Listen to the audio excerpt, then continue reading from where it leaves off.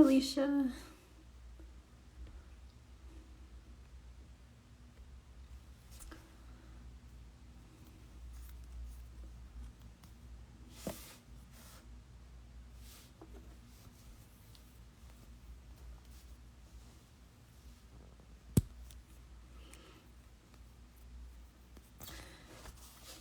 All right, there's Dawn, so we can get started. While I'm waiting for Dawn to join, hi Dawn. Hi. I'll just do a quick little intro really quick before we get started. So thank you everyone for joining. My name is Felicia Garcia. I'm the Curator of Education at the Indian Arts Research Center. For these 2 months of August and September, we're doing a special Indian Market series for SAR Artists Live, and these talks are presented in partnership with Native American Art Magazine, SWAIA, with additional partnership from Atata Foundation and King Galleries. So we're super grateful for their support in supporting this incredible series. And today I'm joined by Dawn Darkmountain, who is an incredible Oneida painter and a former SAR fellow. How are you doing today, Dawn? I'm doing okay. And where are you currently based? Can you remind me? Well, I'm right outside of Santa Fe. I'm in El Oh, Dorado. So I'm about 20 minutes from the plaza. that's great. I didn't realize you were so close by. Yeah, yeah. We actually moved here 6 years ago, and 5 years ago I had my fellowship at SAR. So, yeah, we're settled in. That's great.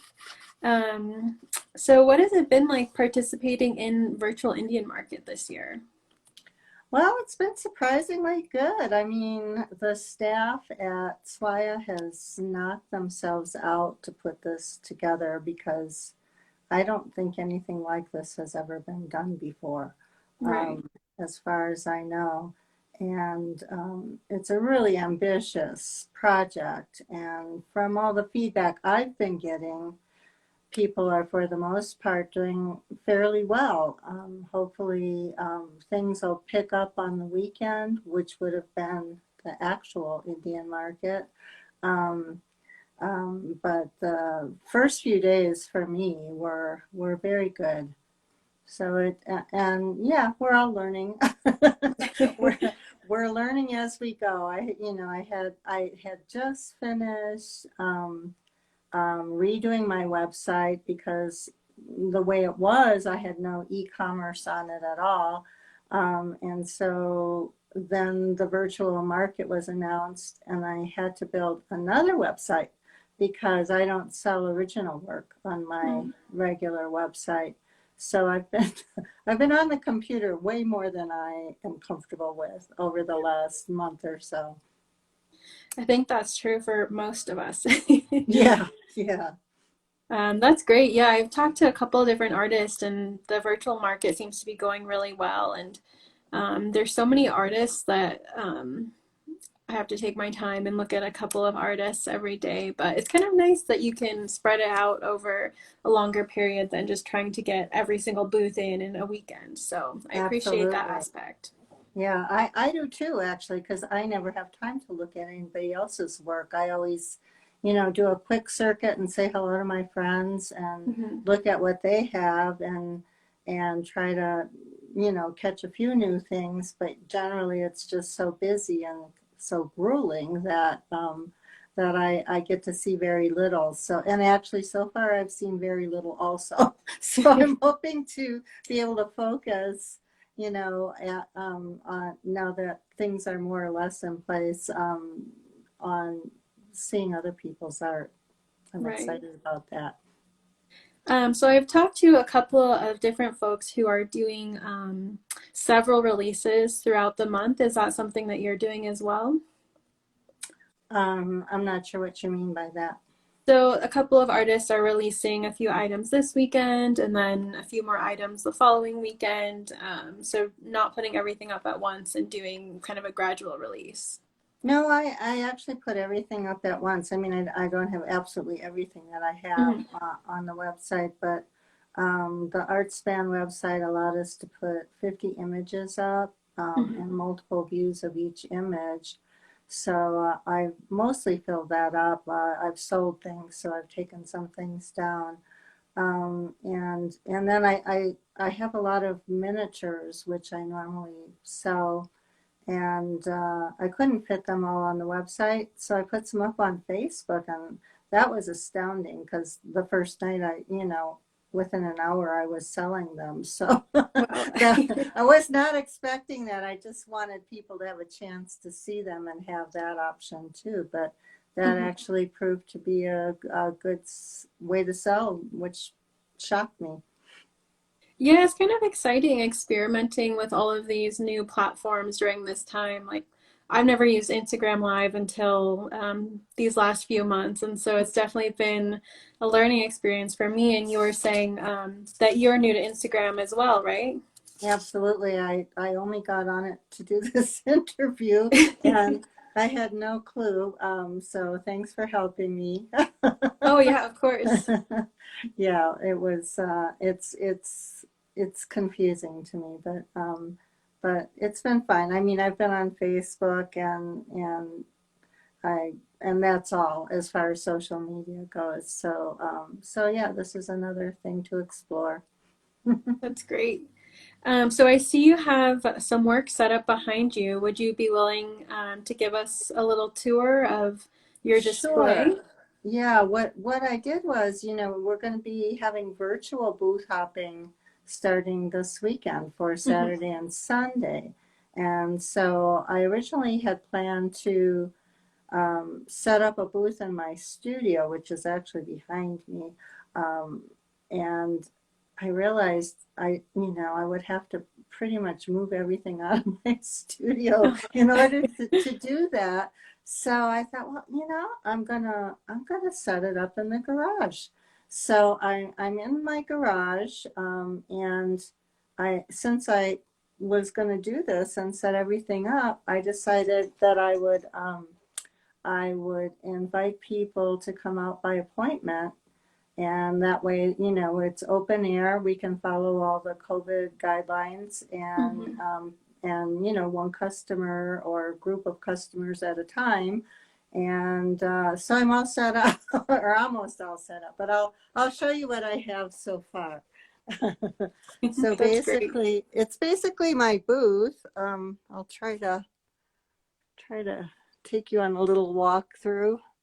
Um, and I had the doors open, but it was actually too bright out here.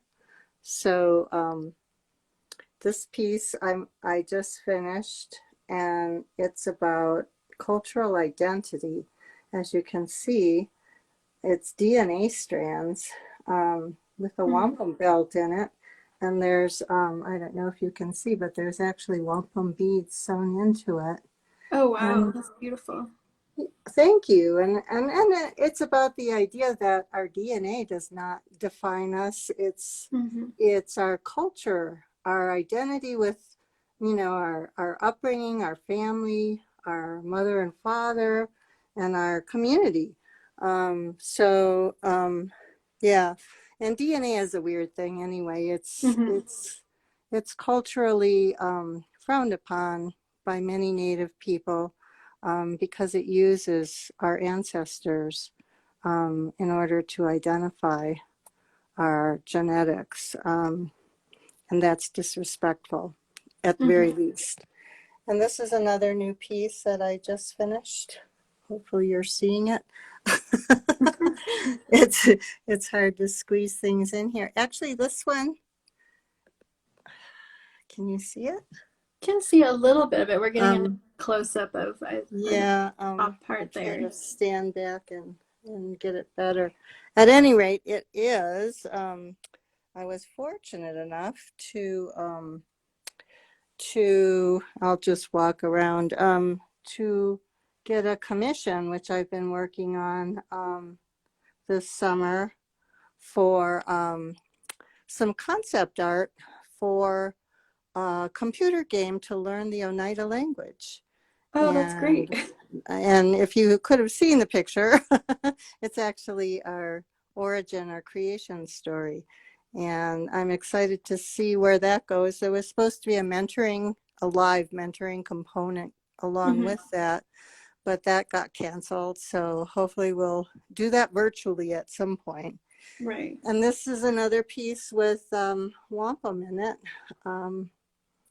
Again, Oh, I wow. don't know how well you can see that, but and that's called Churro Wampum. It's about um, the first European contact where it was believed we could live in peace with the Europeans. This is in the 1600s, and each follow our own pathway. So the purple beads were supposed to be symbolic of each of those pathways, the European and the native, and the white beads between were to symbolize the peace between our two cultures. And it was a treaty that was supposed to last as long as the grass grew and as long as the sun rose in the east and set in the west. So, and that's all, it's all watercolor, it's all paper, it's not leather except for the beads that I sewed in. Oh, wow. Yeah, I definitely thought that was leather. It's beautiful. Yeah, no, it's all paper. It's all paper that's been manipulated. It actually has a fool the eye fold and an actual fold in it, which is similar to the pieces I worked in on when I was at SAR, which were about another treaty, the Treaty of Onondaga, and that treaty was about our sovereignty, and there were 4 pieces in it, but each one had a fold, an actual fold and a fool the eye fold. And this is my other latest piece, not that one, that's Grandmother Moon. Again, don't know how well I can get that in there, but this is about seed preservation, or that's what it started out to be, about preserving our heirloom seeds. And that's what you see in the middle is a corn seed. But it turned into a lot of different things. It's called preservation. So it's about climate change, which is why we have such a need and a responsibility to protect our seeds, but also about the changing world, including as I was working on this is when the pandemic hit. I'm trying to focus so you see the bats in Little there. bats, yeah. Yes, yes. And this one has actual beading done in it. Oops, I'm getting too close. The raised beadwork that Iroquois or Haudenosaunee people are known for is actually sewn into the paper on some areas here. So those are my latest pieces. And as you see, I've got a little bit of everything, and including my miniatures, which Oh, are wow. fun. Those are always popular. But anyway, I'm still setting up, but I'm getting there. So yeah, the pandemic hit at a very interesting time for me. I was about to go to Wisconsin to have a closing reception for a show that I had up at the Kenosha Public Museum in Wisconsin with my friend and fellow Oneida beadworker, Karen Ann Hoffman. And we had a closing reception scheduled for mid-March. And so we headed out, and by the first day, we were starting to hear about things closing down and hoarding, and we weren't sure if our reception was going to happen or not. And part of the trip was picking up the artwork from the exhibit, which had been up since November. Anyway, we were almost there. We were a couple hours away when we found out that the mayor had canceled all gatherings of 25 people or more. So our reception got canceled. So we went ahead and went there, and I had a lot of friends that were planning to come to the reception, and some of them came anyway.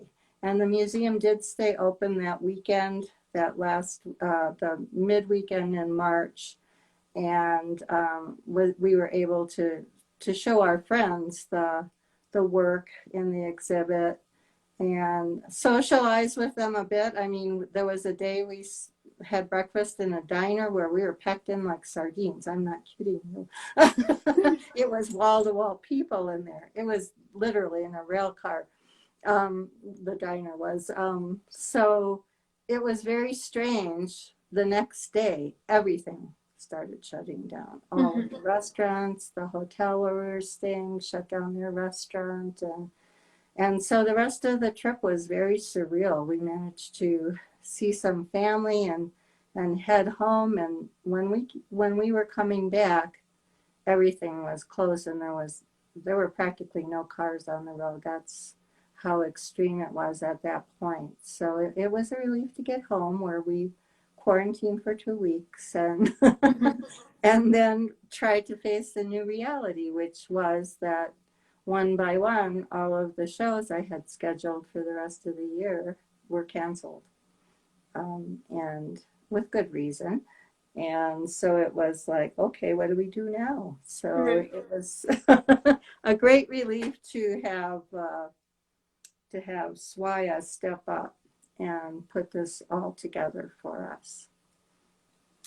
Yeah, I'm curious. I mean, other than the markets and that exhibition, how else has the pandemic affected your practice? Well, like I said, it essentially shut me down. Right. We had and just changed our lifestyle completely. Hmm. This is the first summer in 30 years that I haven't been on the road, going from show to show, Right. and and normally I would be delighted. I've been swearing that I'm going to slow down for years now, and and we can't do anything. There's, movie theaters are closed and restaurants are closed, but we're very lucky. We Hmm. live in a beautiful place, and we're kind of hunkered down, trying to do all the right things, and we're fortunate enough to have family nearby. So we have a little pod with my daughter and her husband and my grandson, so we're able to see them. But my other son's back in Wisconsin with his family, and who knows when we'll see them again. Right. And it's changed, the art community, because normally this weekend I would see lots of people, lots of friends. One of the things I worried about moving here was, were we going to have a social life? Because we didn't really know many people when we Hmm. moved here. I mean, we've been coming here for Indian Market for 20 plus years, but we didn't really know people here, which proved not to be an issue. But what comforted us was the fact that we would be doing shows and we would see our artist Hmm. community wherever we went, which is anywhere from the Herd Museum in Phoenix to Washington D.C. for the Museum of the American Indian. I mean, we're used to seeing people and getting together with them and enjoying their company, and that was, like I said, a comfort to us when we moved, and now that has abruptly come to an end as well. Right. And then on that note, talking about you moving to Santa Fe, we had a question from the audience here. Okay. Amy asks if the move to Santa Fe had much of an effect on your painting. Yeah, people ask me that all the time. I don't really think it has had a drastic effect on my painting. um, I really am kind of tied to my woodland culture, Hmm. and that is where I focus my attention, and the stories and the traditional patterns and beadwork are all incorporated into my work. So that really hasn't changed, except perhaps I do more ravens than I used to after moving here, because there are a lot of ravens. And where we live in El Dorado, we're kind of out in the country, more or Hmm. less. So there's a lot of wildlife. I do probably a lot more rabbits than I used to, because they're everywhere. and and they kind of, they're just right out there. Why not do them? Right. So so that probably, you know, just little things like that, but otherwise no. And to the audience, please feel free to ask any questions throughout, and I'll make sure to relay them to Dawn, or any comments. Um, I was curious, so you said that you are allowing people to come and visit your booth by appointment this weekend. What's the best place to make an appointment, if they're still available?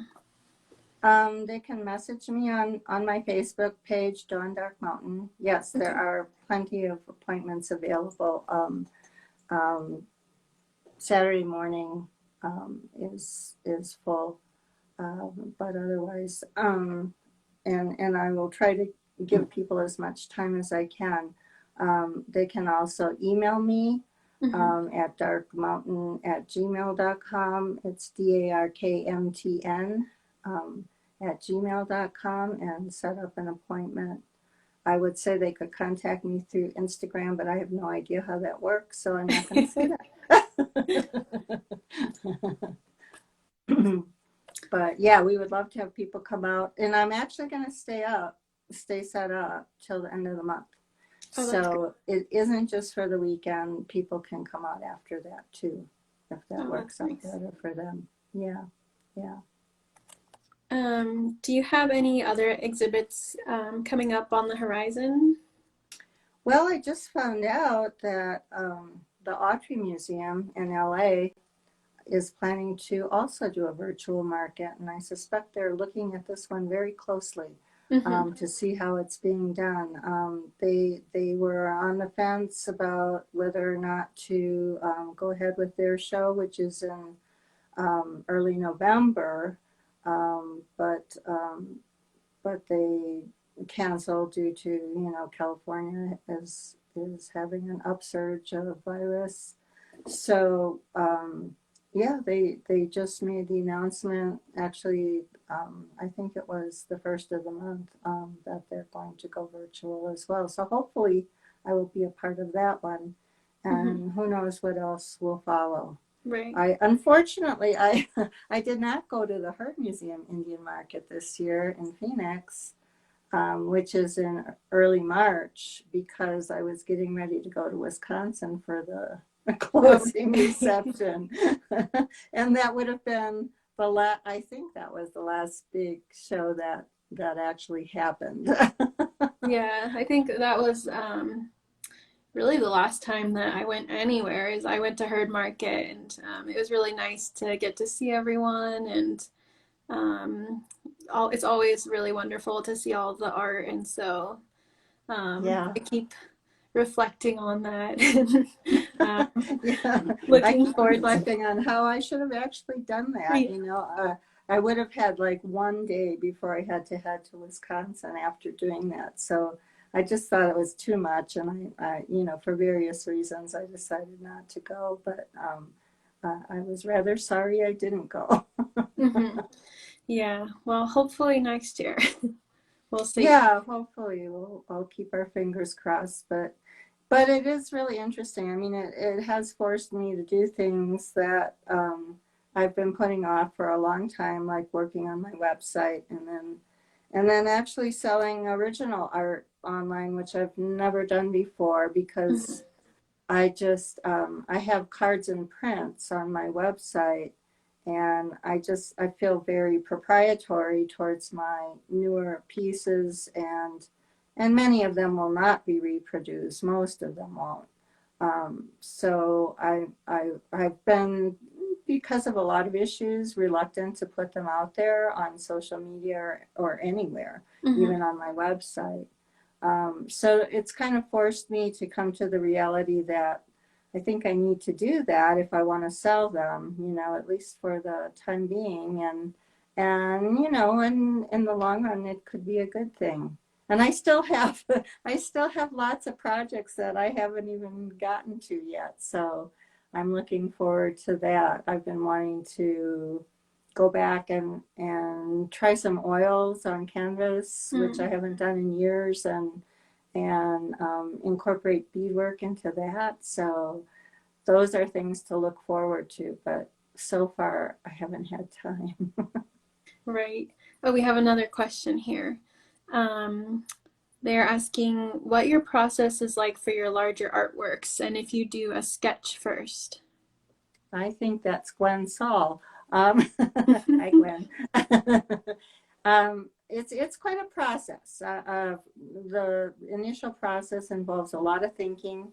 I usually get an idea and do some like thumbnail sketches of what I might have in mind.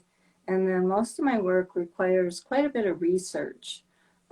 Like a couple years ago, I did a large piece called Endangered, Mhm. and it was about endangered flora and fauna of North America. And then it expanded to endangered languages, and native languages, and it was all centered around the oh no, I'm drawing a blank here. Senior moment. It was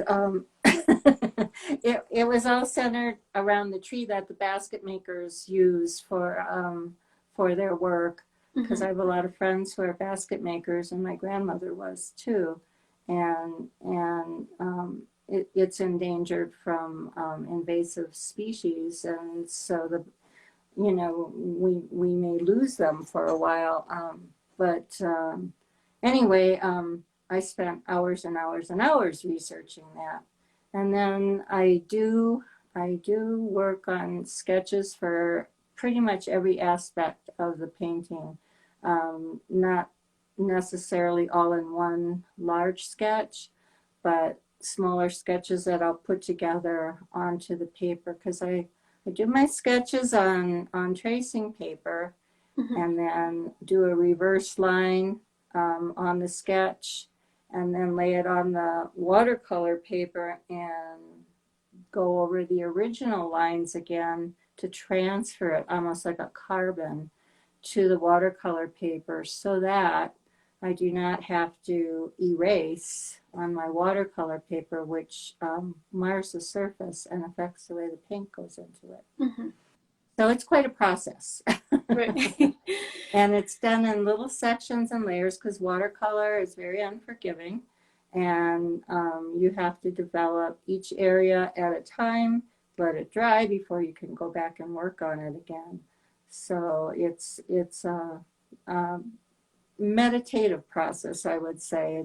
You have to take your time and be patient with it. By nature, I'm not a patient person, but doing watercolor has taught me patience. Mhm. I'm curious, you have, I mean, your work is features so many plants and animals. Do you go outside and sketch or work in nature at all? Um, like I said, I've been doing a lot of ravens and rabbits lately Hmm. because they're right out there. But for the most part, I work from photographs. Yeah, things Okay. don't just pop in my head, but that's part of the research, is looking for photographs, compiling different photographs of different animals, and then coming up with a sketch of it based on the photographs I found, and using those for color and such. So I'm pretty dependent on photographs Hmm. for for my subject matter. Great. Well, it looks like we're right at about the 30-minute mark. So any last questions, type them and I'll make sure to get them to Dawn. Just a quick plug, next week we have Cochiti painter Mateo Romero on Monday at 6 p.m. So be sure to tune in for that. Well, and I would just like to thank SAR for their support of the fellows that have been there, and not only while they were there, but here again, and for giving us this opportunity to show our work. Yeah, I think, okay, great. I think that's it as far as questions. And I would like to thank you, Dawn, so much for taking the time to chat with me, both figure out this new technology on Instagram. So it was really wonderful chatting with you. Well, thanks for walking me through it. I appreciate it, and I appreciate everyone who tuned in. Well, we have Alicia says, thank you, Dawn. We miss you. We have I another. miss you too, Alicia. Hopefully you can come and visit once we're open again. We'll look Yes, forward to that. absolutely. It's always on my list of places to take visitors to. Oh, that's so nice. All right. Well, thank you so much. And thank you everyone for tuning in. I hope you all have a really wonderful evening. Thank you. All right. Bye.